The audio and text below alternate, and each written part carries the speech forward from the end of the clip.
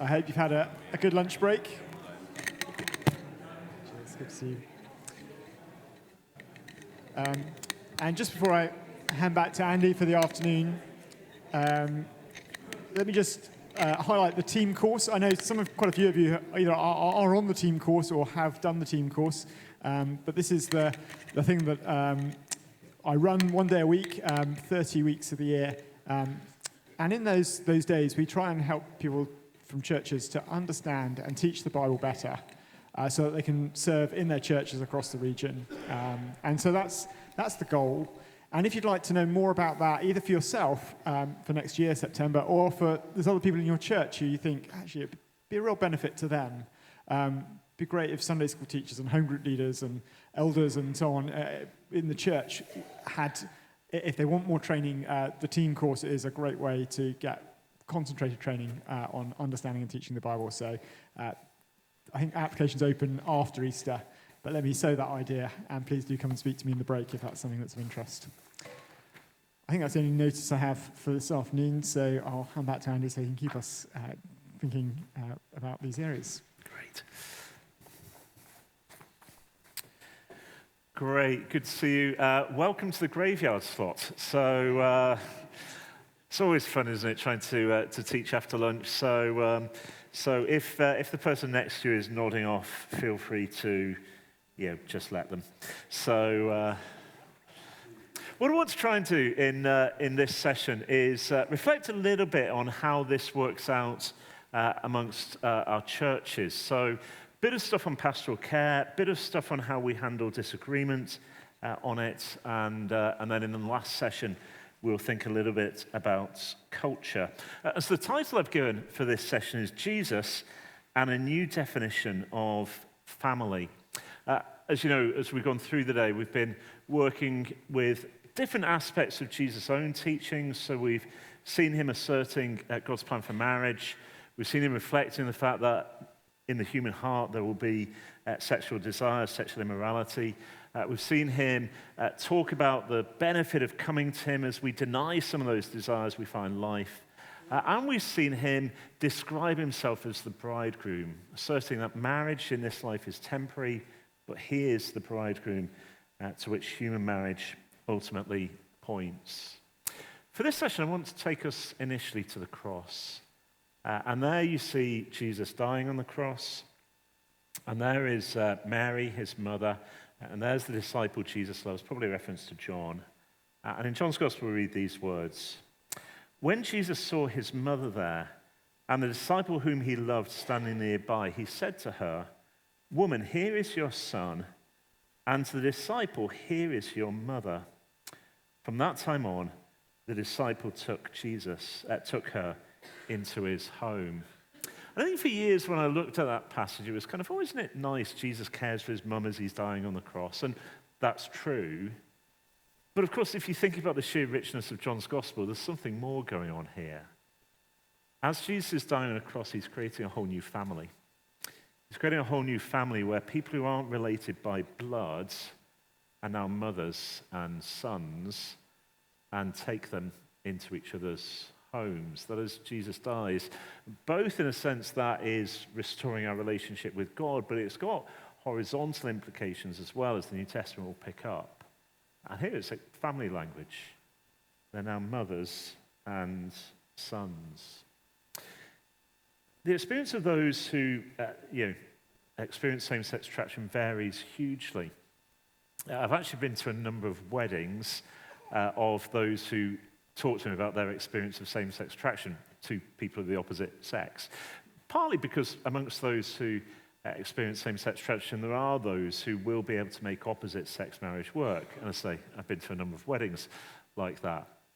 Equally, I think my story would fit into this. There are probably those that's not going to happen, where that won't work. And it seems to me, for those in that position, we need to think what we're going to say to them. Because I don't think we can say, oh, sorry, that's going to be a bit sad and a bit lonely, but hey, heaven will be nice. I think we want to be saying, look, if your discipleship involves saying no to one sort of family, you will be part of another one. And that's kind of really where I want to land a little bit in this, thinking, what does it mean for church family to actually be a real concept when it comes to this? Here's a verse that I found really helpful to reflect on as the church handles questions around sexuality. It's Paul in 1 Timothy, where he talks about God's household, the church of the living God, the pillar and foundation of the truth. Now, let me pause a little bit and just reflect on those two descriptions of the church and how that applies in areas around sexuality. First, the church is to be a pillar and foundation of the truth. That is, I think, probably in context, to lift up and display God's truth to the world, including God's truth on sexuality. So let's be honest, nobody else is going to be saying that marriage is a picture of eternity. That's our job. And that's why the church must stand firm on this. I have to admit, occasionally I will be in church contexts where there's quite a bit of division within the church, and I will get slightly hostile questions saying, surely what you're teaching, Andy, it's just not very inclusive, it's not very welcoming to people in the church, means we're sort of excluding people. And slightly depending on how tired and grumpy I am when that question comes up, will depend how sort of hard I push back, but saying, okay, I think it sounds like you want to exclude me. Because actually, if I were part of a church wanting to bless this, I would have to leave. Because actually what you'd be saying to me is, Andy, just don't worry. Don't say no to the desires you have. That's fine. That isn't going to be fundamentally healthy for my discipleship. And so to be honest, I end up occasionally saying, look, actually, if you want to be inclusive there, you are basically excluding people from my position. Because the church is to be a pillar and foundation of the truth. Now, how do we handle that? Because it might be for some of us, we're trying to think, how do we perhaps have church leadership responsibilities? What are good ways to be a pillar and foundation for the truth? Can I really encourage churches? We do need to speak about this. One of the most painful events that I ever did a couple of years ago, and I was up in Manchester. I don't know why, all my worst events have been in Manchester, but anyway. And it was just a sort of really difficult thing because, I was speaking and I could see a guy a bit older than me looking just increasingly pale as the event went on. And we came to the Q&A and he stood up and said, "This has been the worst day of my life," which I've had better reviews than that. But he said, "Look, I've been in this church for 2 years. I'm in a same-sex marriage. Nobody said anything to me. I came along to this event assuming my position would be affirmed because you've not said anything. I actually feel deceived and conned by you all." And then he sat down. And you could see how it happened. I actually know the vicar of that church quite well. He's a passionate evangelist. Hey, these new people, it's great, they've come in. And it means churches do need to think a little bit about how do we teach into this. Now, I don't think it's the case that, you've got sort of welcomers on the door, maybe, I don't know, a couple come in, same sex. You probably don't want the people on the door to say, "Welcome, by the way, you do know our position on this, don't you?" Maybe that's not great. But certainly when I became a pastor, it dawned on me, I need every so often, every 3 to 4 months or so, to find some way of touching on it. Sometimes there'd be an obvious passage. Sometimes it might come up as a sort of discipleship question and a teaching on discipleship more generally. And I kind of developed a mantra, which I'm just throwing out there in case it's useful, may not be for you. But the mantra I developed was basically to say 3 things. Can I say, by the way, if you're wondering where we are as a church on questions around sexuality, same-sex marriage, and so on, so we absolutely believe every human being is to be treated with respect. So we want to stand really firmly against things like homophobic bullying in schools and so on. We want everybody to be treated with respect. Because as a church we hold to the teaching of Jesus on sex and marriage, because we believe in a love story at the heart of the universe, we do believe that sex is to be reserved for the marriage of a man and a woman. And if what I've just said is really painful for you, or if it leaves you with questions, we'd love to have that sort of conversation. We really do want to talk about this. And that was just a mantra I tried to drop in every so often, just to say, we want to stand for the truth. We recognize we don't really know all the stories of the people in front of us. And we don't want to leave people for a prolonged period in the church where they're getting nicely settled and you pull the rug from under them. Just throwing it out there in case it's helpful. The other question actually somebody picked up was, well, what do you actually do if, gay couple arrives in the church, let's add some kids in as well, and they become Christians? What do you do at that point? Now, if you're a church leader, you are probably simultaneously thinking, oh, I really hope that never happens. But then sort of hopefully also thinking, that sounds like new Christians. I really hope that happens.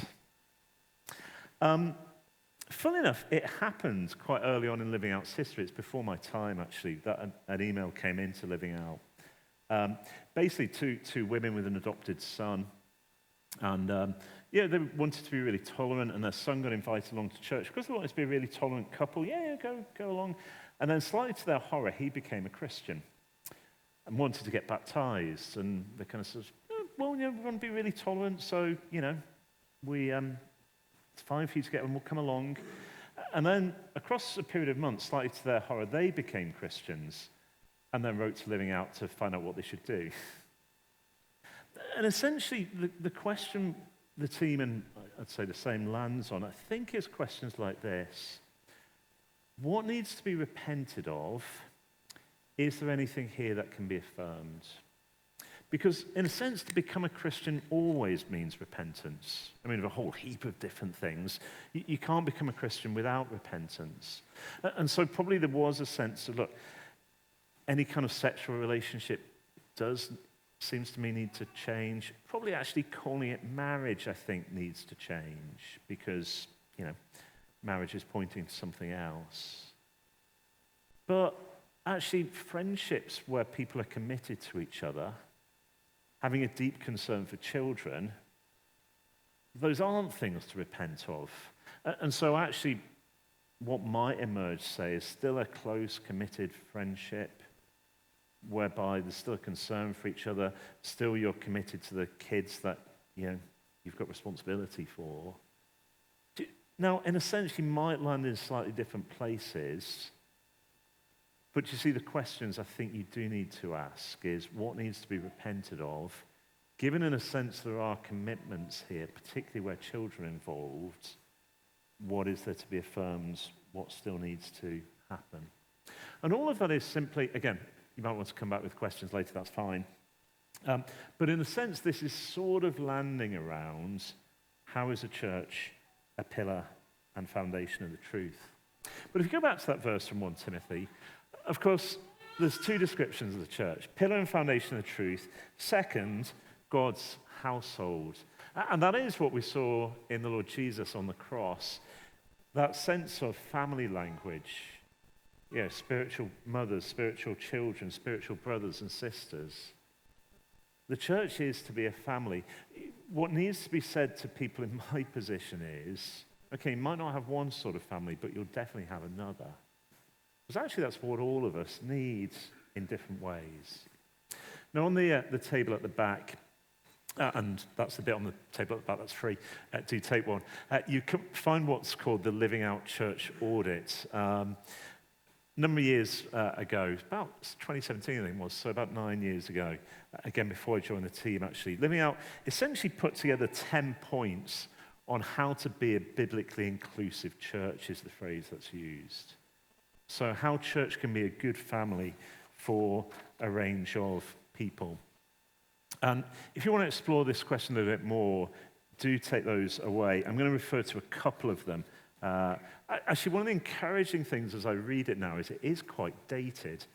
And that's, I think, because wonderfully, I think there are various ways in which the church has made progress over the last 9 years. But let me pick up a number of things. I think to try and help the church to be a good family for all people, including those who experience same-sex attraction. Here's the first thing. Notice as we pick up the teaching of Jesus that Jesus gives great dignity to those who are single. Jesus gives great dignity to those who are single. I mentioned Matthew 19 in the first session and slightly sort of cut it off because it's interesting to see how that conversation develops. Jesus asserts one flesh union permanent between a man and a woman as the basis for marriage. And actually, as that conversation goes on, the disciples are slightly appalled by how narrow Jesus is. Maybe some people, as they listen to Jesus' teaching on sexuality today, have that sense of, this is quite narrow. And the disciples get to the point of saying, well, maybe it's better not to get married. And interestingly, Jesus says, for some people, that will be the case. He talks about eunuchs. There are eunuchs who are born that way. I think people are unable to have sex maybe for reasons of physical disability. Eunuchs who've been made that way by others. Tragically, that did happen in ancient society. But then there are those who choose to live like eunuchs for the sake of the kingdom of heaven. In other words, as you put together Jesus' sexual ethics, he's basically insisting sex is the marriage of a man and a woman, but then gives great dignity to those who are single. To those who might be single because they're living for God's kingdom. Funny enough, actually, that verse means quite a lot to me. I remember being in a place that will remain nameless, but it was Liverpool. And it was sort of one of those awkward moments before I was speaking. And somebody came up to me and said, so you're here with your wife and kids then? So I said, well, yeah, I'm not married, actually. Oh, have you never found anybody you liked? Gets better. Or have you never found anybody who likes you? And I was thinking, well, this is mildly awkward, isn't it? And I remember thinking, Jesus would never make me feel like that. Because actually, as you look through the Gospels, here you see Jesus giving great dignity to those who live like eunuchs for the sake of the kingdom of heaven. And of course, you know this. You know the one who models that best is, of course, Jesus himself. I always wonder whether the cross would have looked slightly different with a wife and 3 kids around. And you can think, actually, one of the ways in which Jesus works out the plan agreed with his Father is by staying single, and as such gives great dignity. One of the statements in the Living Out Audit says this: God's gifts of singleness and marriage are equally promoted, valued, practically supported in your church family's life together. And to be honest, every time I do teach through all 10 points of the church audit, this is the one where I say most churches really struggle with this. I think for understandable reasons. Let's be honest, when I conduct weddings, for instance, I'm not sort of, well, this is okay, isn't it? These two have got together. It would have been fine if they'd stayed single. But hey, as soon as they're getting married, we probably ought to. There is a certain cultural pressure because it's a good gift of God, rightly to, speak up for marriage at that point. But it does mean, how do you actually give a sense, using 1 Corinthians 7 language, that both are good gifts? So given it's hard, I'm going to get you guys to solve it. So, practically, how can we do that? Any wisdom? Go for it. 5 minutes in your groups.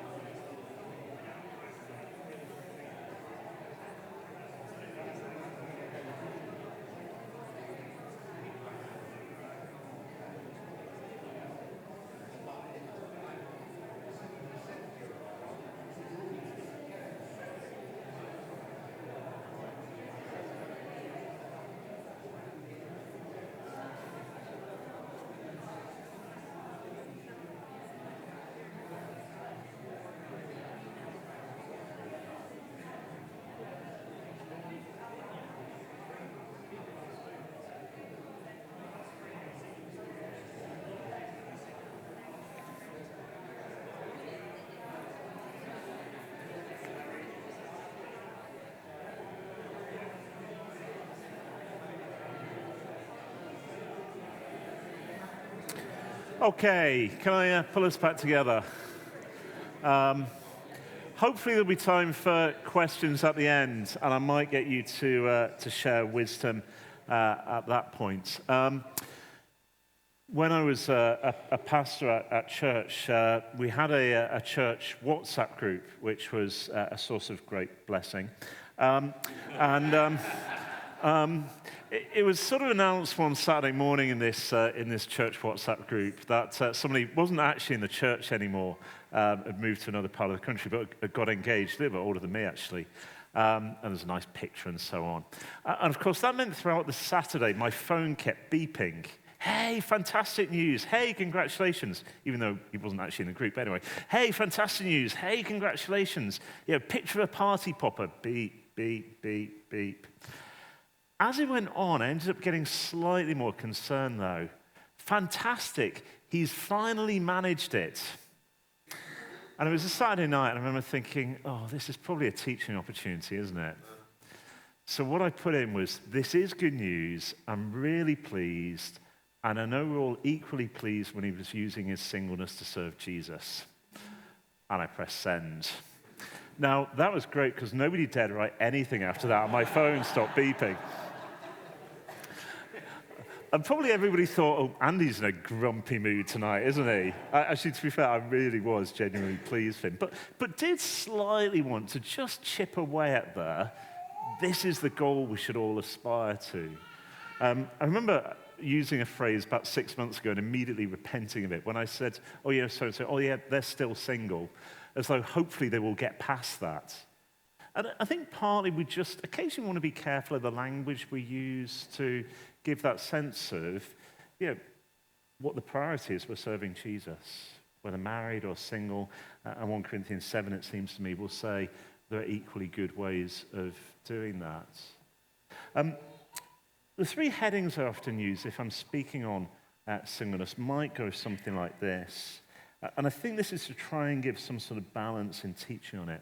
So I'll often say marriage is good, singleness can be hard. That's say marriage is a good gift in creation. It's good for companionship and so on. And that means, sometimes we can be unrealistic, I think. There are real pains in singleness, whether it's temptation, whether it's loneliness, whether it's simply actually as you do a household in the sense the pressure to be omnicompetent and sort of do everything. There are just real challenges to being single, and we need to respect that. But we also need to be saying marriage is hard, singleness has opportunities. When I was a church leader, I think it dawned on me as I just sat with couples going through some really hard times. I remember thinking, boy, am I glad I'm single. Actually, because, we're going to stay together because they were Christians and so on, but you just knew for them to stay together was just hard work all the time because the marriage hadn't gone quite as well as they expected. And sometimes we just do need the sort of realism that there are sacrifices in marriage at a more flippant level. I remember sending a message to a mate of mine who just got married saying, hey, did you see the football last night? And just got a reply, you forget that I'm married. And there is just a kind of, there are just sort of differences. And actually, singleness does give a huge amount of freedom. But then holding on to both marriage and singleness are temporary. Seeing churches do it in different ways. One church I know, often would sort of run courses for those who are married, sort of marriage enrichment and so on. And there's actually somebody on their leadership team who was single who got slightly fed up, so wrote a course on contented singleness. Not how to get married, but just, okay, how do we speak in stuff like identity and so on?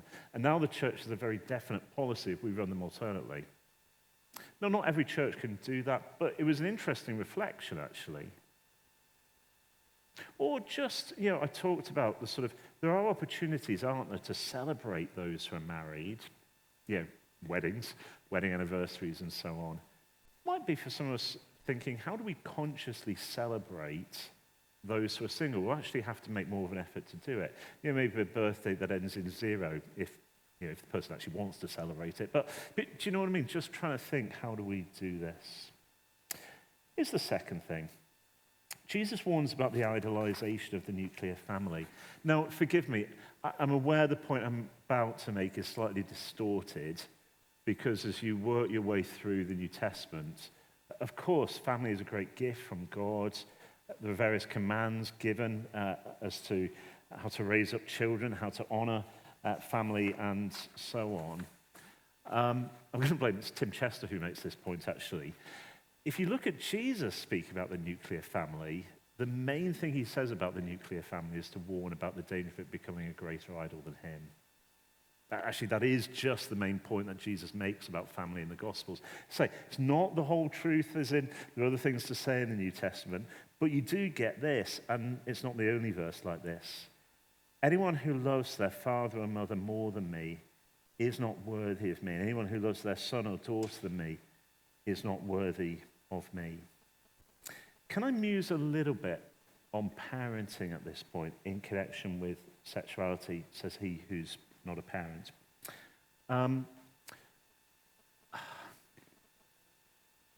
Again, various conversations I have as I travel around, but a fairly common one goes like this. Andy, I used to agree with you. But my son, my daughter, he, she is gay. They've sort of found a really lovely partner who's made them happy, and their wedding was wonderful, and that's why I've changed my mind. Can't tell you how many times I've had that conversation over the last few years. And at one level, of course I understand it. Of course I understand some of the emotions involved in that. And to be honest, I've never quite said what I thought, which was, I understand, but I think you've just told me that you love your son and daughter more than Jesus. Because in a sense, what's happened is, what matters most is son, daughter, and I've got to keep him with them. And in the end, that is going to trump what Jesus says. And part of me wants to say to people, look, our culture will deny this. It is possible to love somebody and disagree with them.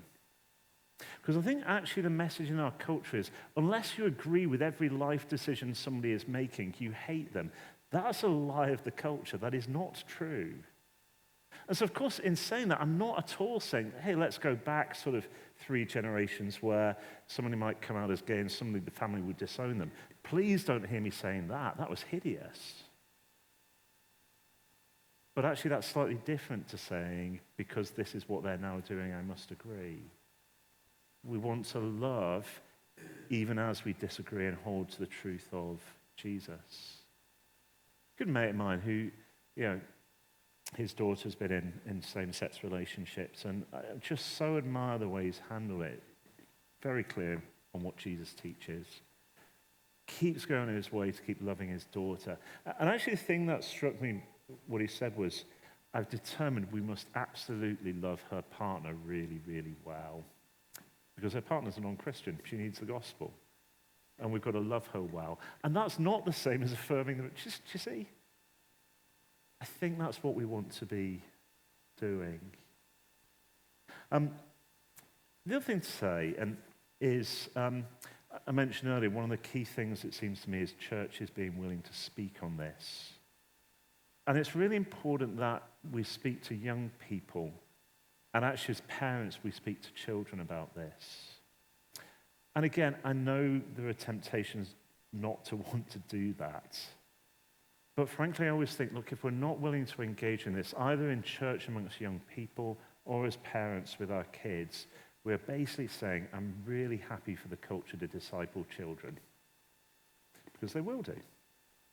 Culture will, schools will, ChatGPT will, Google will. It is vital we speak on this. Living Out team, I was too old to be allowed to be anywhere near it, but if you go on the Living Out website, it's worth checking out Kaleidoscope. It's a 6-part video series designed for young people. Basically the material that we've looked at today in sort of bite-sized chunks with younger people presenting it. And in a sense, the reason we put it together, the reason we saw it was a priority for us as a team was, if we don't teach young people on this, they will get their answers from school, internet, playgrounds, and not from Jesus. We have to speak into it. But then, if Jesus is sort of hesitant about some of the dangers of nuclear family becoming an idol, but no, Jesus is very positive about church as family. Mentioned talk of what Jesus says on the cross. And again, another passage very similar, Matthew 12, where Jesus is told, hey, your mum and your brothers are outside. And Jesus turns and looks at his disciples. Who is my mother? And who are my brothers? Pointing to his disciples, he said, here are my mother. Here are my brothers. Christian is part of two families. Part of a nuclear family where we do have right responsibilities to each other. And part of church family as well, the family that Jesus institutes. Statement number 9 on the Living Out audit puts it like this. Church family members instinctively share meals, homes, holidays, festivals, money, family life with other people from different backgrounds and life situations to them. Can I be honest? This has been the thing that has kept me going most. Next to the Lord holding on to me, it has just been the privilege of being part of church family. I think of people who've gone out their way to care for me. Probably my closest friends actually live down in South Wales now. Their life is manic. They're sort of both school teachers, 3 kids under 8. Life is pretty busy for them. And they're constantly on me. Look, Andy, you're part of our family. When are you coming next? And just that sense of, we're family together, which in many ways means the world to me. Part of me is just sort of thinking, how do we do that? Forgive me, this is a slightly weird application, but one of the things that sometimes drove me up the wall as a pastor are actually funerals, where you would often have the sort of bit at church, and then you'd have sort of, burial or so on, and that bit would be family only. I'm sitting there thinking, hang on, that person in the church has seen them way more over the last 25 years than their family has, but this is the moment that doesn't really matter. I'm probably just thinking, is that a moment where we can be church family together? Sorry, that's a slightly macabre sort of illustration, but do you see the kind of thing I'm driving at? Is if it seems to me we're going to be a pillar and foundation for the truth, that also involves being the household of God. And actually both of those things will need to go together if we're going to handle this issue well as a church. And it seems to me those of us instinctively from a conservative background, it's my background, one of them we will go to the stake for, rightly. One, the temptation will be thinking, if we get that right, that'll be lovely, but... And 1 Timothy 3 will just put those two descriptions together. Household of God, pillar and foundation of the truth. So, again, how have you seen that work well? So when we thought about being church family together, when have you seen that work well? 3 or 4 minutes. Go for it.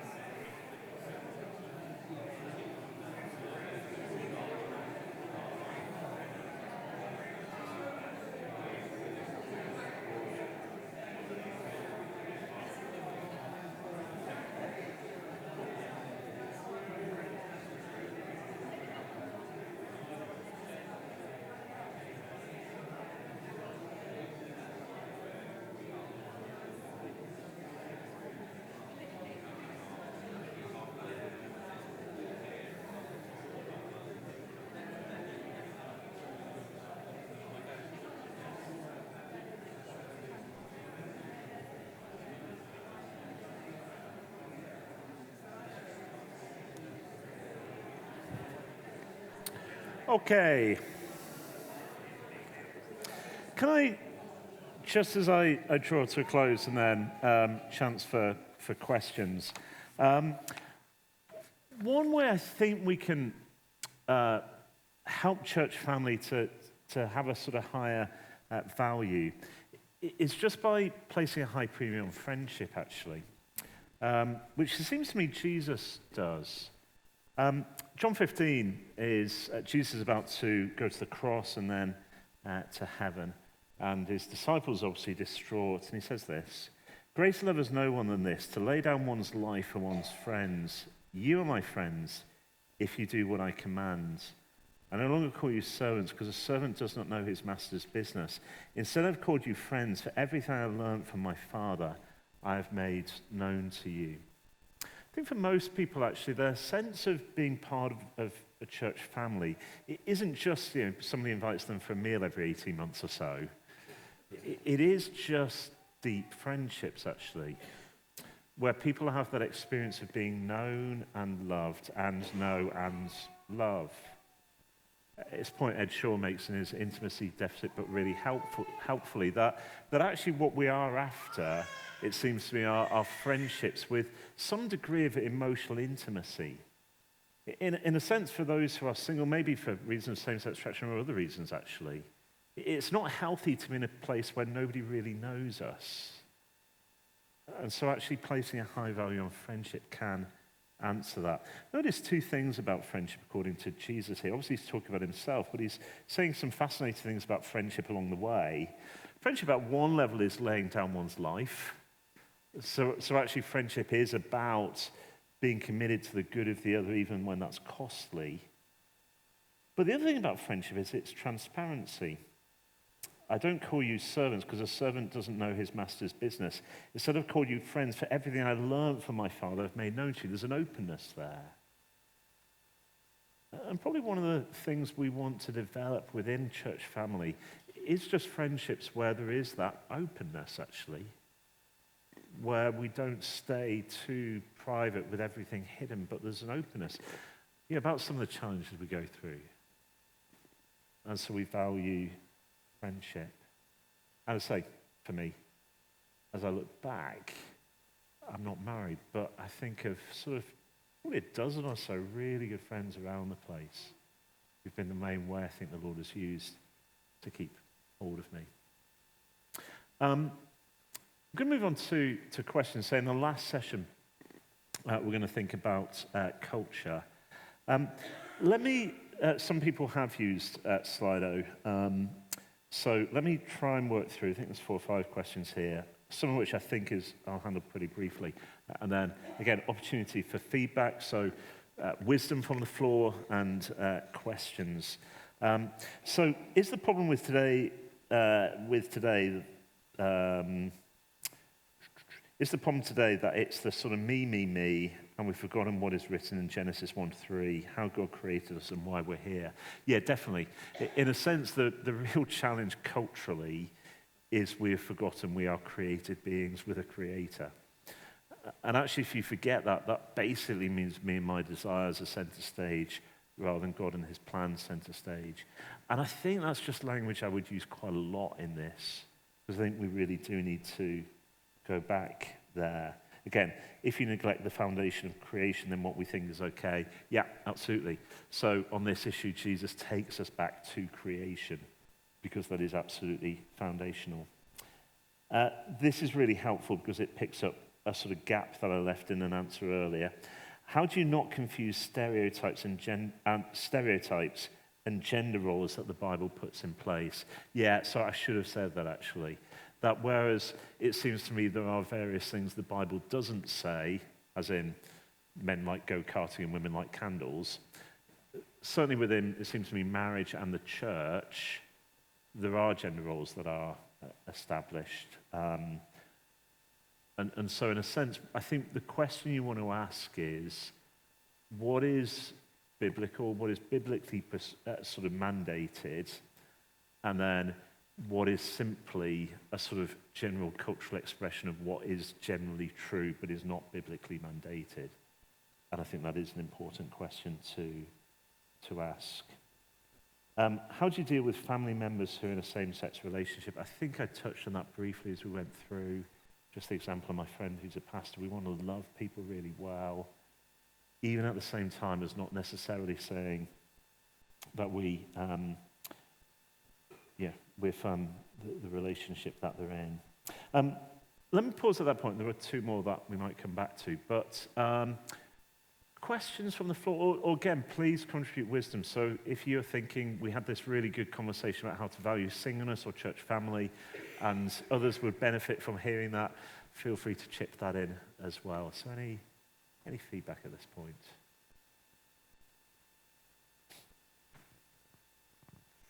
I just had a thought that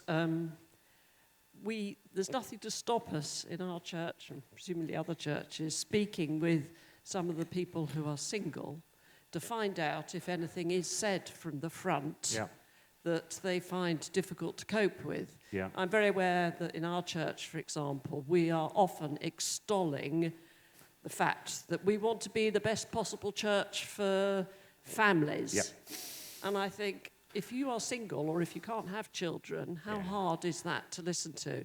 And there may be other things that I'm not even aware about that we do, but maybe we should canvass some opinion and find out. Yeah, I think that's really useful. One church I saw did something really good was, I can't remember, I think they were preaching a series in this sort of area, and I think they then deliberately set up a meeting.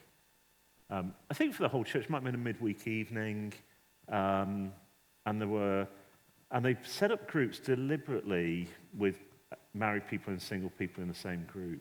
And the question they actually asked was, how can we in our different situations help each other? And the reason I like that was it sort of got away from married people sorted, single people, how do we help? And acknowledged actually that it's also helpful for single people to have a concern for those who are married and want support and pray for their marriages. And that sort of mutual sort of commitment to each other. So a slightly nuanced version, I think what you've said actually is almost how do married and single people help each other, recognizing the different challenges and opportunities of both situations. So yeah, thank you.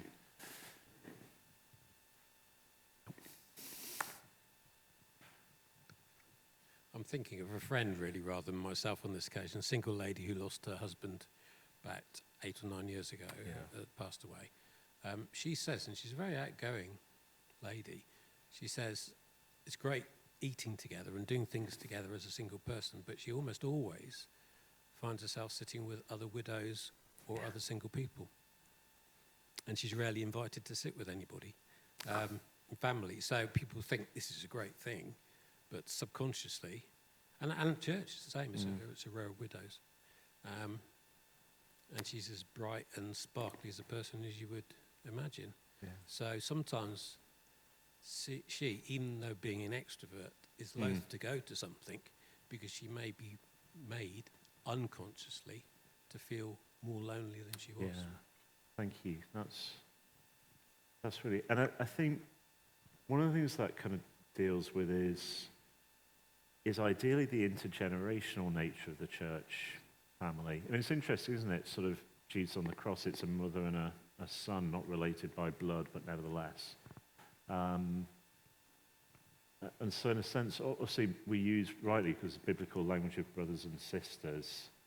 I guess it's lovely, actually. I think of one single woman I knew who, she said the thing that kept her going was she ended up leading the church youth work. It just meant the world to her to have spiritual children, is the phrase she used. And so we're always wanting, I think, to try and work out how do we build multi-generational churches as well to express families. Yeah.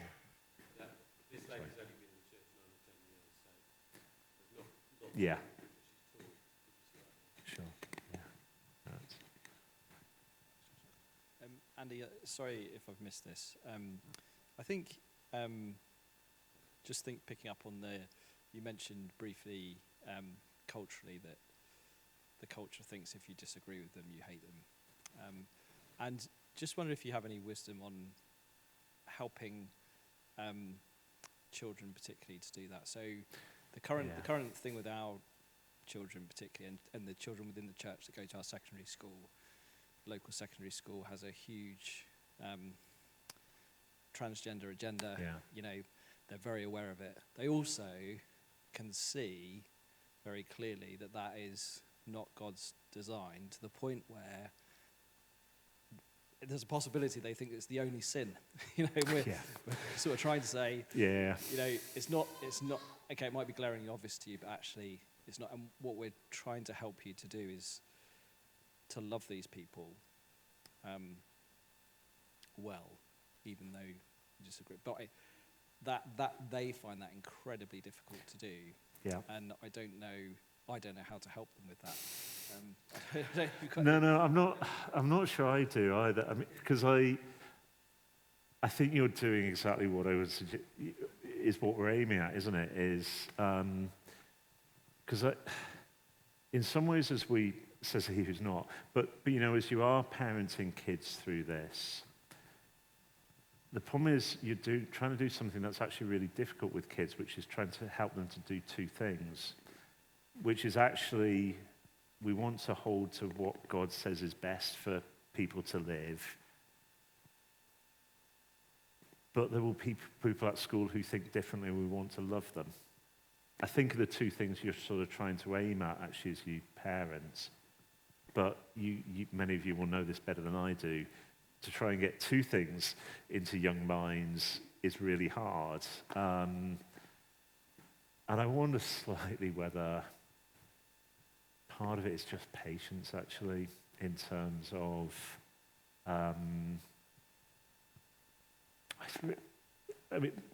parents with wisdom, feel free to chip in on this, but I think it is just really hard for lots of sort of young teens, particularly, to be able to think about doing two things. So I think that's definitely what we aim at. I think, like with most things, I guess with teenagers, we're patient with them as they fumble their way towards that. Sorry, I'm aware of my limits on this, so if others have got wisdom on this, do chip in.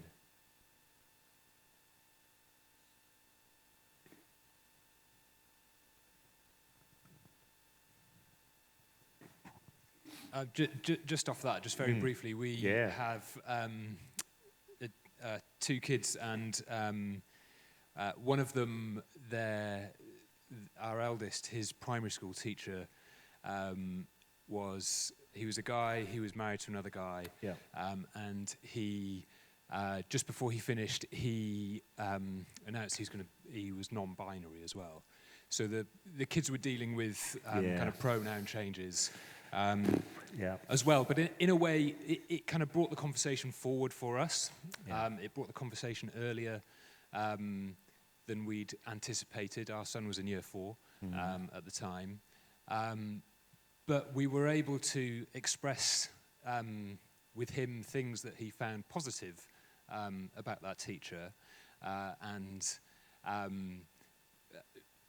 trying to kind of help him navigate that whilst that situation is different and it's outside of God's design for us, there are still, this person is still made in God's image, and there are still things that he can learn from him. So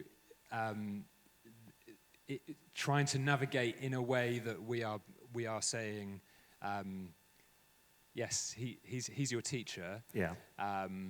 And we are growing up in a world where we will face these different challenges. And how can we think about how we can live together, love each other, and learn from each other in those different situations. Really thanks, Dave. That's really helpful. Thank you. Mike. And then. Thanks. Just on the parenting thing, I wonder if one of the things that's important is how they hear us talk about similar situations. Not so much when we're trying to teach them how they should respond, but just when we're talking about them. Because so much of the way that they learn from that, don't they? From observing us, from hearing us, that they will mimic that for good or ill. I wonder how we talk about those kind of things, has a big bearing. That's tremendously helpful. Thanks, Mike.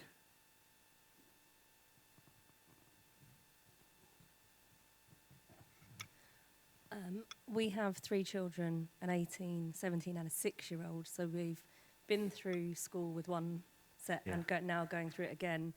And I've definitely noticed the change in how things are being taught, words that are being spoken about that like didn't exist when our older 2 were being read up. But I think consistency in what you're saying, it's hard because they're seeing people in places of power telling them different things, and that's really confusing. But having that consistency with them as a parent to a child and explaining that people have different views, and also being real with them and saying, you know, this is really hard to understand. You know, sometimes we don't understand it, but just being consistent and praying with them has been really helpful for us. Thank you. That's, again, really helpful. Thank you so much. Was there a question at the back? Or... there, sorry. Very quick one to add on to that point. It's easy as a parent to think, I'll wait till they're a bit older to have that conversation. Don't. It's surprising how much children can understand things at the level they're at. And talking early is better than waiting when you just kind of load of stuff on them at once. Thank you.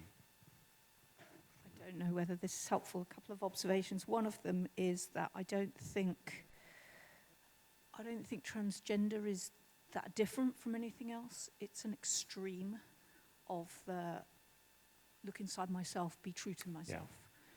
And I think that maybe we want to be teaching our children and young people that's a choice, that God gives us the ability to make that choice, to look inside ourselves and follow our own path, or to follow his path.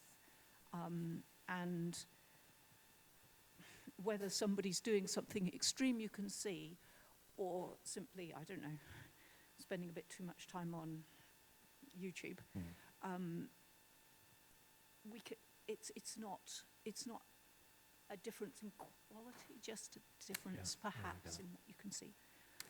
And that God affirms our ability to make a choice, even if it is a choice against him, because he woos us as a bride.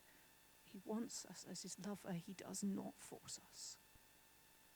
Thank you. Yeah, I mean, I think I think all of these are really helpful. And no, sorry, don't worry at all. I think all of this is helpful in terms of just trying to think through whether it's as we model, whether it's the sort of conversations we have at the end of a school day, whether it's as we pray with our kids. We're all trying to do the same thing, isn't it? It is that how do we simultaneously help them, which is the challenge for all of us, isn't it? How do we hold on to God's good design in a world that has always been opposed to God? In a sense, the way it opposes God is new, but in a sense, at one level, there's nothing new. In the same way that is not sort of self-righteous. And those are always the challenges, both for us, but also as we're trying to help our kids. I think we're going to pause there. Well done on surviving the sort of post-lunch slot.